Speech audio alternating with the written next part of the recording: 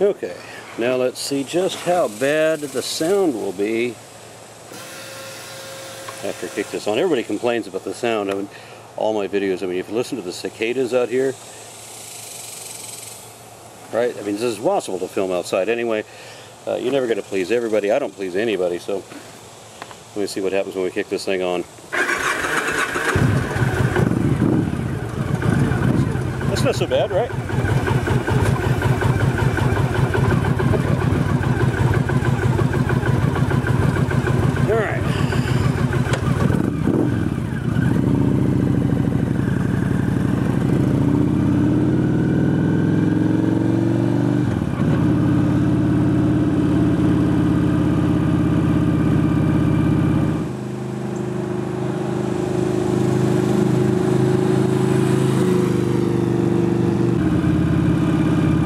Why do so many people make videos in their vehicles? This is ridiculous. This doesn't work for me.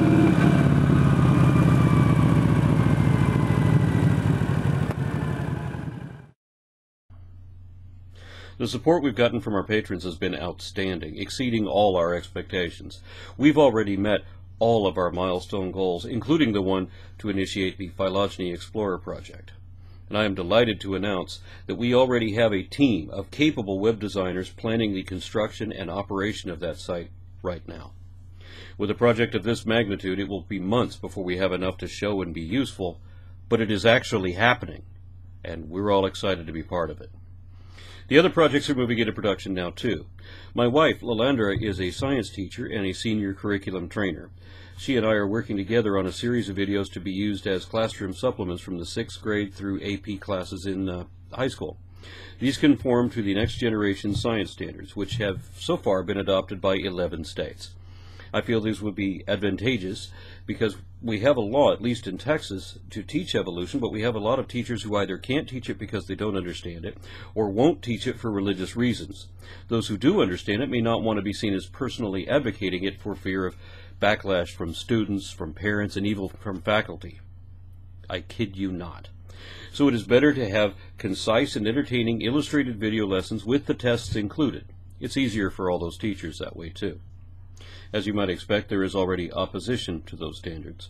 For example, Wyoming, home of Yellowstone National Park, is heavily addicted to their fossil fuel industry of both coal and oil. Despite unanimous recommendation by their panel of 30 science advisors, Wyoming legislators rejected the NGSS out of fear that teaching climate science would wreck the state's economy. These people are unable to envision a future beyond the next fiscal quarter. The Heartland Institute of Climate Change Denialists have joined forces with the Discovery Institute of Creationism because the next generation science standards also includes evolution. Casey Luskin, a propagandist for the thoughtless and tanked Discovery Institute, recently criticized those standards and their proponents at the National Center of Science Education.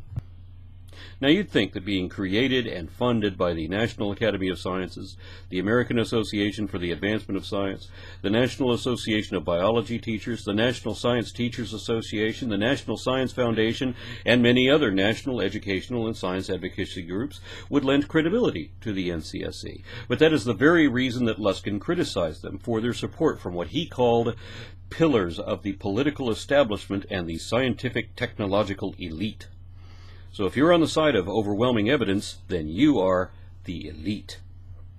It seems to me that the Discovery Institute has taken all of these organizations dedicated to science and put them all in the category of people who don't buy their bullshit. He also projects a lot of his own faults onto these other organizations, as if scientists are the ones indoctrinating children with propaganda designed to suppress opposing views, because the Heartland Institute and the Discovery Institute are now working together to dissuade teachers from teaching science. I'm trying to encourage science education, and with that kind of opposition, that is only possible with the support of patrons like you. So once again, sincerely, thank you for your support.